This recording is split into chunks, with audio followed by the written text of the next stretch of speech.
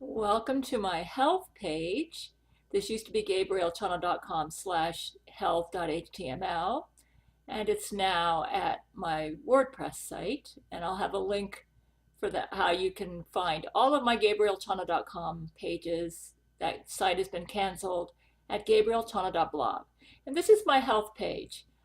I've always been very health conscious, and that's because most of my life I have been attacked by Jesuits with their genetically engineered germs. And I created a page that deals with health topics related to Jesuits and their attacks and just general health knowledge that I've acquired over the years to help me deal with my own illnesses. Especially, I've got a whole section with the super yeast and what I do to the facelift exercises that I do, my waist exercises, my indoor workout, and just general health information. Some of my favorite recipes, music. I mean, sleep sounds. Like um,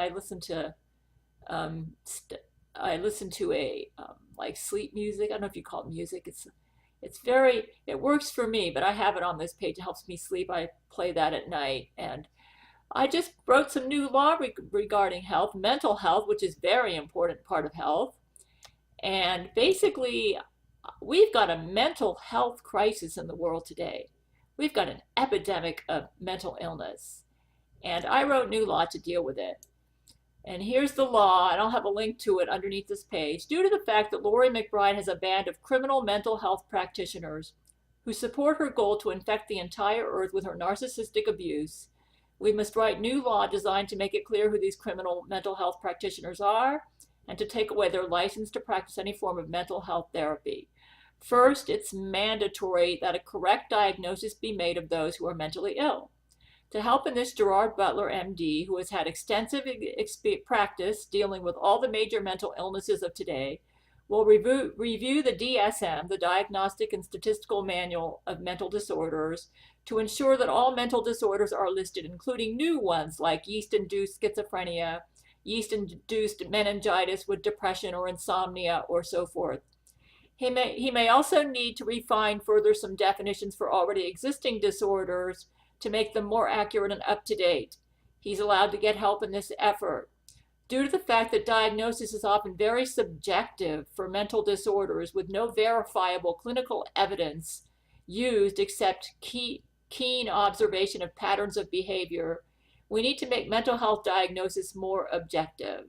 I'm gonna write that down, but I misspelled something here. I'm gonna go in and fix it. And more objective. For this reason, it's mandatory that no mental health diagnosis can be made without the use of mind, emotion, computer reads, or scans of the brain as part of the diagnosis.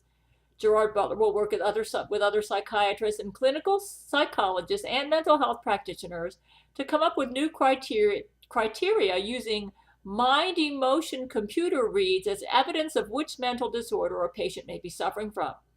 This is an excellent way to separate fact from fiction. For instance, based on observation alone, we may deduce that a person has schizophrenia because they're hearing voices to their mind, which may actually be brain-to-brain communication via satellite. In this case, they're hearing actual voices or thoughts from another person using 21st century communication via satellite signals to the brain. Hearing voices of this sort is not schizophrenia. It's a form of communication, brain to brain. A scan over the patient 24/7 using computer satellite technology can determine if the voices are the result of a true communication from person to person or brain to brain, or a voice that just pops up in the brain as a result of schizophrenia. As a result, a scan can determine the identity of each person, separating authentic persons from their clone counterparts. For example, the Donald Trump clone does have narcissistic personality disorder, whereas the real Donald Trump does not.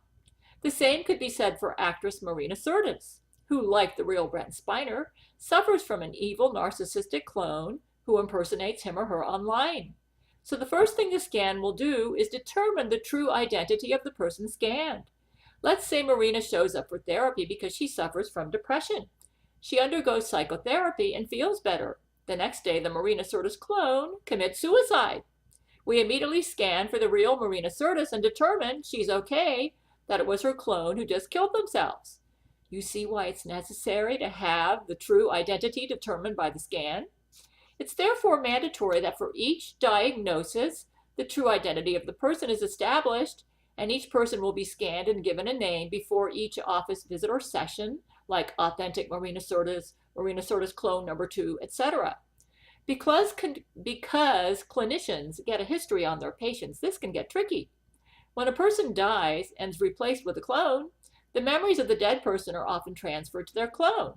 To make matters more complicated, sometimes only a partial memory transfer occurs. Therefore, the second thing that must be established with each session is which memories the patient has and if they've changed since the last session or recently. This will also be determined by a scan. Sometimes memories can be removed. So if there's a change in memories from one session to the next, this must be noted and taken into consideration for treatment. So before each session, a scan must be run. I just tried to draw something. A scan must be run to determine first, identity, clone, authentic person, or other counterpart. 2, which memories the patient has. Next, during the session, a scan must be run that scans the emotions. I'm catching all my typos. Scans the emotions and thoughts of the patient while they're in the session.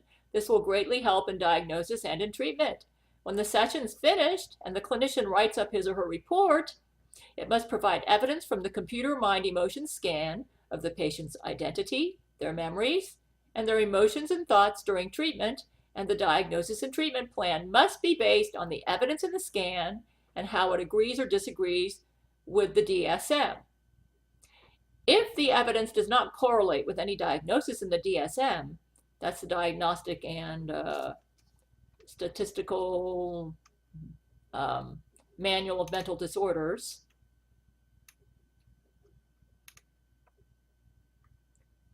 okay, if the evidence does not correlate with any diagnosis in the DSM, yet the patient is distressed or appears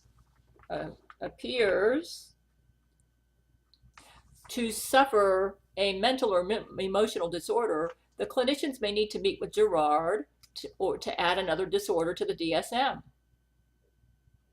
Or perhaps determine if it's a physical illness masquerading as a mental illness.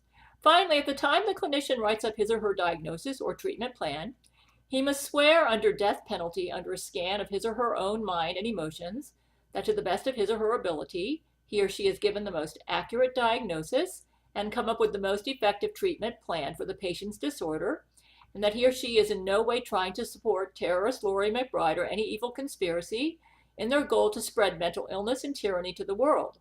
Also to ensure that the clinician's own possible mental illness is not influencing his interpretation of the data he receives. As he or she is making this statement, his or her own mind or emotions will be scanned for mental illness. Each scanner will be programmed to be alerted if the clinician himself or herself suffers from a mental disorder.